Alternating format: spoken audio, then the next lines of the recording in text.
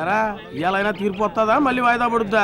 15 ఏళ్ళుగా వాయిదాలు పడుతూనే ఉన్నాయి కదరా, ఇవాళ తీర్పు ఇచ్చేస్తారంట. నాకెందుకు అనిపిస్తుంది మా సుబ్బరాయుడు గారే గెలుస్తారని. ఏం మాట్లాడుతున్నావురా నువ్వు? న్యాయంగా అయితే మా వెంకట్రాయుడు గారే గెలవాలా? అది చూద్దాంలేరా, ఇవాళ తేలిపోద్దిగా ఎవరు గెలిచేది.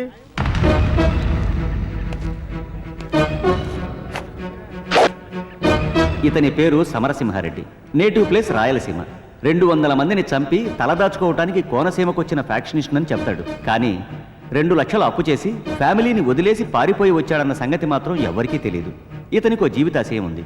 ఈ పచ్చని పైరులతో కళకళలాడే కోనసీమని రాయలసీమ చేయాలని, ఇక్కడి ప్రజలు కూడా కత్తులతో నరుక్కుని రక్తం ఏరులై పారాలన్నదే ఇతని లక్ష్యం. తిన్నావా? నీకు ఇటువంటి చేసినాను.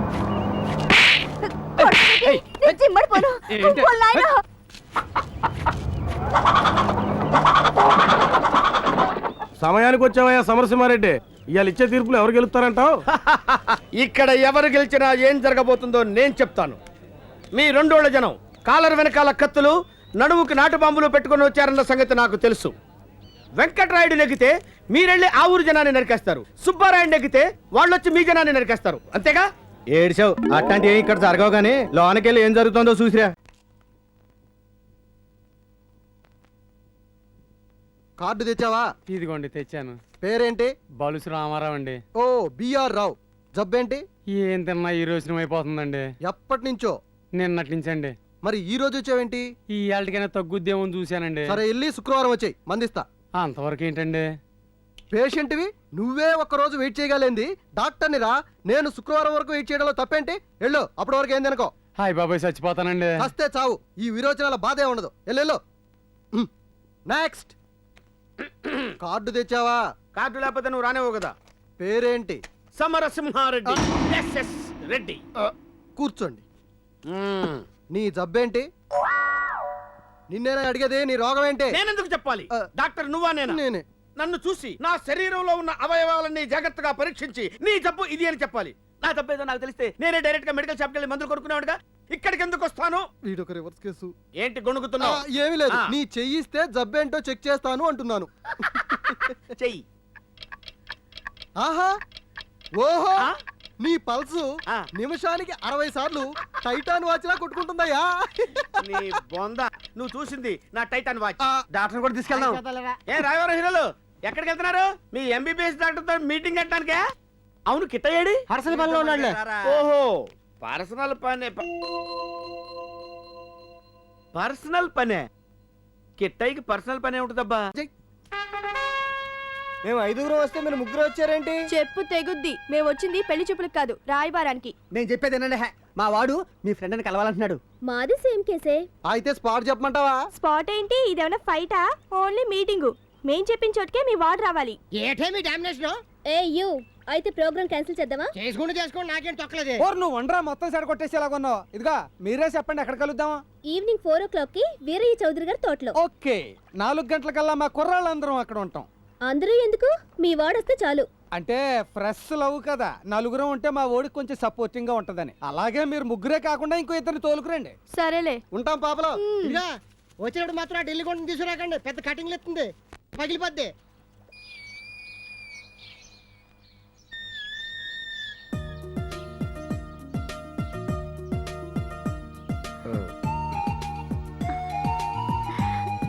అమ్మయ్యా, మొత్తానికి సీతాకృష్ణుల్ని కలిపా. మన ఇద్దరం అలాగెళ్ళి మనసి పడుకుందాం పదా. రేయ్, మనసులో మాత్రమే ఇప్పుకుని మాట్లాడుకోండి. మాతో ఏదో మాట్లాడాలన్నారు. మాట్లాడటం అంటే మామూలుగా మాట్లాడటం కాదు. కలెక్టర్ మామిడికాయ ఉప్పు కారం తీసుకొచ్చాను. జంటగా సెట్ కింద కూర్చుని మొక్కలు తింటూ మాట్లాడుకుందాం. కూసో. ఓ సింతేనా? మేము ఇంకేదో ఎక్స్పెక్ట్ చేసామే. రేయ్, నాకు మాత్రం కొంచెం పండు మొక్క కోసేవంటరా, ఎందుకంటే పళ్ళు లేవు కాబట్టి. వాళ్ళేంట్రా మాట్లాడుకోరు? పొద్దున మా ఇంట్లో మజ్జిగ చిలుకుతూ ఉంటే వెన్నపూస విరిగిపోయింది తెలుసా? మీ ఇంట్లో వెన్నపూసే, మా ఇంట్లో వెన్నుపూసే విరిగిపోయింది. ఎవరికి? మా అయ్యకి. ఓ, పాలేరు రాలేదని పాలు పితకడానికి పెద్ద పోటుగాళ్ళ వెళ్ళి దాని కాళ్ళ దగ్గర కూర్చున్నాడు. దానికి ఎఫెక్షన్ ఎక్కువైపోయి సిల్లీగా ఆయన ఒళ్ళో కూర్చుంది.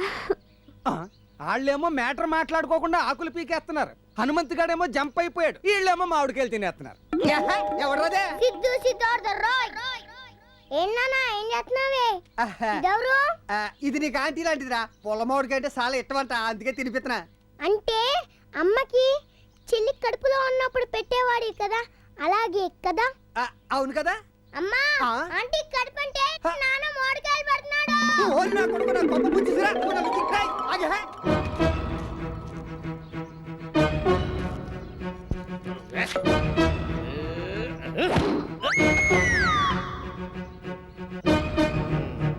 అటు చూడండి.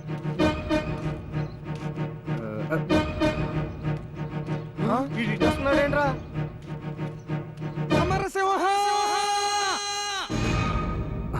అయ్యి బాబా ఈడొచ్చేటి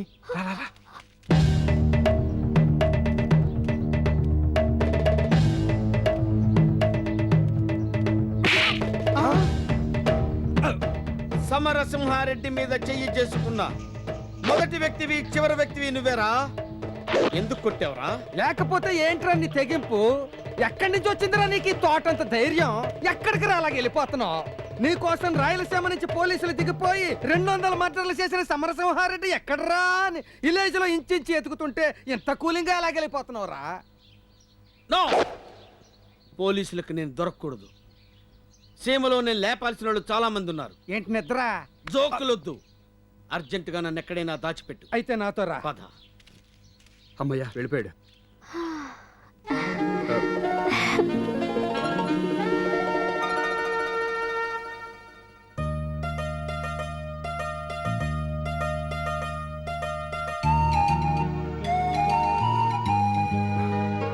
చూసావా, మనం ఒకరికొకరు తెలియకముందే ఊరి దృష్టిలో మన పెద్దల దృష్టిలో ప్రేమికులమయ్యాం. సినిమాలకి షికార్లకి తిరిగాం, ఆఖరికి లేచిపోవడానికి కూడా సిద్ధపడ్డాం. ఇప్పుడు ఒకరినొకరు కలుసుకున్నాక కూడా మన మనసులో ఉన్నది చెప్పాలంటే చెప్పాలంటే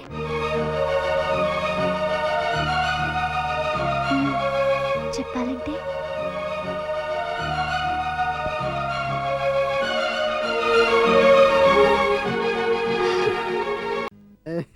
నమస్కారం అండి. చక్కెర నారాయణరావు అలియా సిఎన్ఆర్. పేరులోనే షుగర్ కనిపిస్తుంది. నోర్మయ్, డాక్టర్ నేను. ఐసి. అయ్యా, నా వయసు 40 ఏళ్ళు, పెళ్ళయింది, 2 పిల్లలు.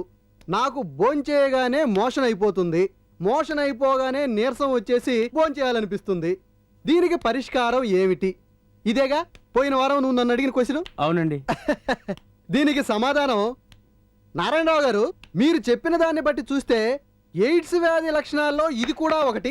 మీరు యవ్వనంలో తప్పటడుగులు వేయడం వలనో లేదా పరాయి స్త్రీలతో జజ్జనకడి జనారే అనడం వలనో మీకు ఈ వ్యాధి సంక్రమించి ఉంటుంది. దీనికి మందు ఒక్కటే. నీరసం వచ్చినప్పుడు భోజనం చేయడం, భోజనం చేశాక మోషన్కి వెళ్ళడం. ఇలా జీవితాంతం కంటిన్యూ చేయాల్సిందే. పో నెక్స్ట్. స్వాతి వీక్లీ. నమస్కారం అండి. నీ జబ్బుకి ఏం మందు వాడాలో ఇండియన్ పీనల్ కూడా అంతా వెతికినా అర్థం కాలేదయ్యా. రేపు స్టార్ డస్ట్, ఫిల్మ్ఫేర్ లాంటి మెడికల్ మ్యాగజైన్స్ చదివి మందు తయారు చేసి పెడతాను. వచ్చే వారం వచ్చి. మళ్ళీ వారమా? బతుకుంటే వస్తాలే. నువ్వేంట్రా నా బిజినెస్ సీక్రెట్లన్నీ బయట పెడతావు? అయ్యా ఇప్పుడు తెలిసిందిరా మా నాయనమ్మ ఎందుకు చచ్చిపోయిందో. నువ్వు ట్రీట్మెంట్ ఇవ్వడం వల్లే కదరా అది పైకి పోయింది. ఎరా నువ్వు డాక్టర్, మెడలో టై, సెటస్కోప్. అర్థమైపోయిందిరా. వచ్చే పేషెంట్ ని కార్డు తీసుకురమ్మంటున్నావు, అర్థమైపోయింది. అందులో వాళ్ళు జబ్బులు రాసి స్వాతి మ్యాగజైన్ పంపించి వాళ్ళు పంపించిన సమాధానం చూసి ట్రీట్మెంట్ ఇస్తావా? రేయ్, ఇంకొకసారి టై వేసుకుని ఊర్లో కనిపించావా నీ గుట్టంతా రట్ చేసేస్తాను. టై తీరా, టై తీరా.